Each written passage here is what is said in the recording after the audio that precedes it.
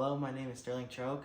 I'm an intern at Health Equity Northland, and today I created this video to welcome you to the voices inside the St. Mark's Giving Garden and the Central Hillside community. Thank you to our sponsors. What's your favorite thing about gardening? I have to say my favorite thing about gardening is spending time outside, and then also connecting with like my grandpa and my aunts and uncles. They all garden, so I get to call them up and tell them about all I'm doing in the garden, which is super fun, and they love that. My favorite part about gardening is that it's an easy way for anyone to regain control of what they're eating.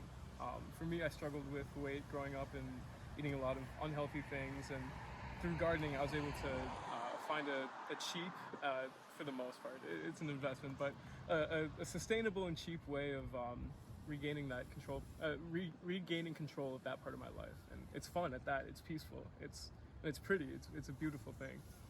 I like the fact that they come together and they meet in one space, and that it's a safe space, and they can talk about anything while they're picking these wonderful vegetables. What is your favorite part about the Giving Garden? My favorite part about the Giving Garden is just connecting with the earth. It's not often in this day and age that I'm in a space where I can completely disconnect from technology and everything and just really get my hands dirty, and it's just such a grounding experience, especially when we're doing it here in the Giving Garden and with the community around us. I like how we can experiment with different kinds of knowing, how we make gardening simple. Our plans to expand into the sports court and have a deep winter greenhouse and have this fun all year round. My favorite part about the Giving Garden is the herb area. So it's this whole plot. We have garlic and tomatoes in the back, but this whole front section is all herbs, and they're under my charge. So yeah, what the herb I'm gonna talk about today is chamomile. You can see we have a lot of it. So there are these right here, and we have smaller ones down front here. You can see these have already started to flower. So a fun thing that I'm gonna try doing, and everyone should try doing with chamomile, is making tea out of it. So chamomiles are really like stress relieving, anxiety reducing tea. So what you can do is, once there's a lot of flowers, you can pick off the flowers just like this, and you can pick off about 3 or 4 tablespoons of them, or you can just do like a tablespoon of the leaves, and you just steep them in boiling water for about 5 minutes, and it makes a really relaxing, like appley, flowery, herby, herbal tea, and it's good for relaxing. So I think everyone should try that with this chamomile. My favorite part about the Giving Garden is that as it's located in the Central Hillside, it's inherently designed to meet the needs of the people within the Central Hillside. We grow produce for free for anyone that needs it. We donate it to the church. We give it away at events. We are here for the people, and we're here to help the people as well. It's a welcoming space, and it's just fun to be inside in the middle of Duluth, a wonderful city. It feels good to be here. Tell us about your spot in the Giving Garden. So lately my focus in the Giving Garden has been centered around the pollinator space. It's a dedicated pollinator plot here intended to support plants that will nurture the pollinators of the area.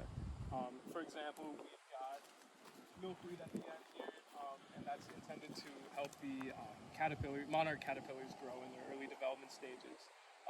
As well as the white prairie leaf sage. The aroma of that will attract insects, and eventually larvae will be able to be hosted within the plant itself.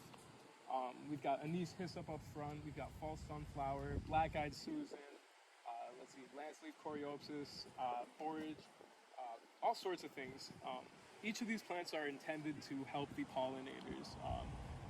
The intent of this plant is to help each other help others. That's the goal of the Giving Garden as well. What is your favorite plant in the Giving Garden? My favorite, collard greens, because they are so resilient. They are the first crop that we put on the ground when we were actually coming from spring. So they're doing very well. And I like them because they last for the whole season. And where I come from, they last for the whole year. You pick, they keep giving. As a child, we ate collard greens once or twice a week. And when we were on a farm when I was a little baby, I remember we had collard greens for supper often. They're easy to grow. They grow real fast, and we had a lot of people in the family who ate them. I love collard greens. I cooked it all the time.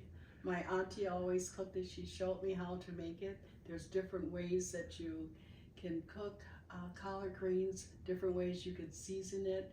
We always had at least collard greens for Thanksgiving, Easter, all different kind of occasions where the family got together. So if they did not have those collard greens, someone needs to go back and get them. My favorite plant in the Giving Garden has to be the collard greens. It's just so cool to grow things that are so deeply embedded in my ancestry and heritage. And actually last week, Miss Rimby was giving some away, so it was awesome to take those from the garden and to make them into collards at home. Why is gardening so important? It can be, depends on who you're working with and stuff. With young people and stuff, it's again, if you can get into it and get something accomplished, get you a sense of accomplishment, and that's great for anybody trying to get something done.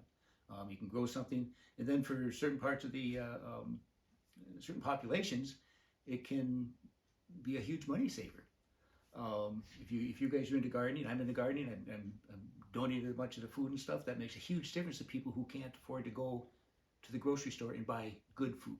You know, they buy the junk food. Let's say, I don't want to get too bad into it, but if you could buy good quality food and eat it, you're going to be so much healthier, and that can change. Eating good food and you being healthier can change people's lives, which is what we should all be trying to do. Because we have alienated ourselves from what we eat.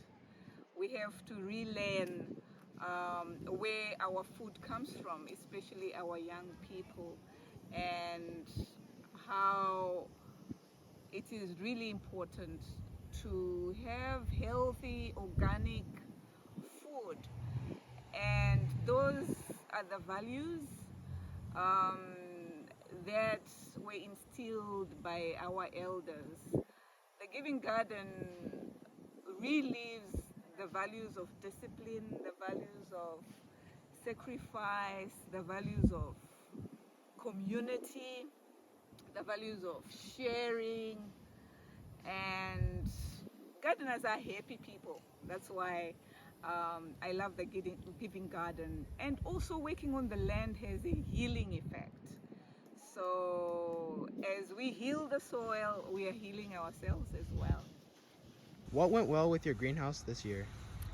It was an amazing season. We get to grow all winter long, which is really fun.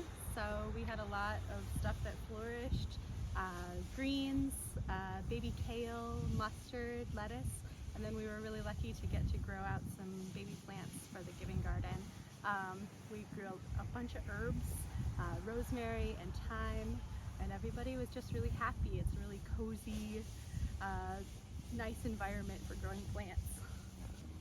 What is the difference between the first time you entered the Giving Garden and now? So I came early in the season to drop off baby plants, so obviously a lot has changed. It's really flourishing. Ms. Rimby is doing an incredible job, not only making the plants grow, but make it look beautiful. It also feels like a lot more human now. You've got chairs and shelter, and it's just someplace you want to be and hang out. I think a lot more young people have been involved. I've been up there and stuff, which is good, because that's what we're trying to do, is get the younger generation involved with the gardening and stuff, and they seem to be very excited about it. And the harvests, the plants in the garden are coming along and doing much better, and hauling stuff down there for you guys and stuff. It's been, I think it's a big improvement over the 2 years. What advice do you have for the Giving Garden to be more impactful? Grow stuff that people want to enjoy eating and want to get into, which you're doing already, and then showing young people how to bring more young people in, show them how to, so that when they get older they can work with the gardening and stuff. Gardening can be great, and even get into, if you're not into vegetables, you maybe want to get into perennials.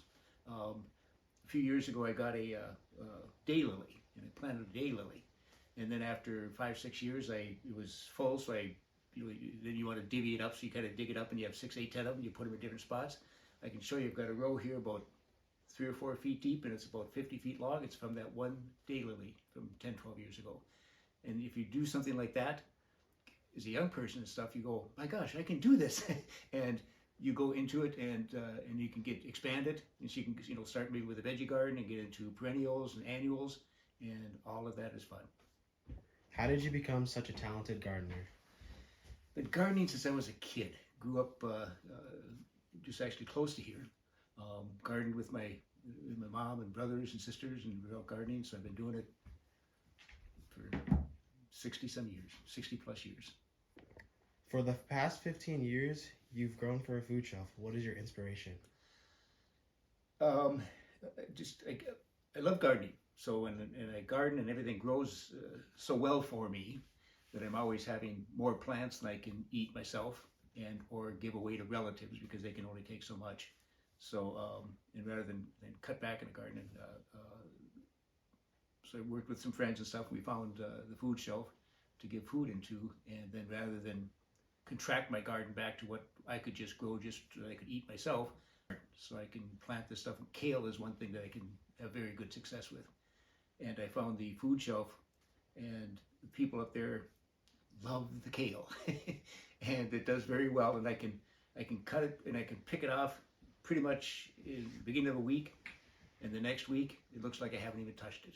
So I can make trips once a week, a car full of produce, and people there can't go out and buy this stuff themselves because the stuff is so expensive. So it just made sense to me.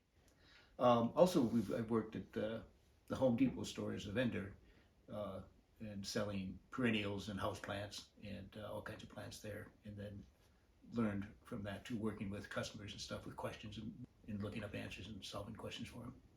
This video is just the beginning of our journey in the St. Mark's Giving Garden. Please go to www.healthequitynorthland.org for garden updates and events and more wonderful stories from our community.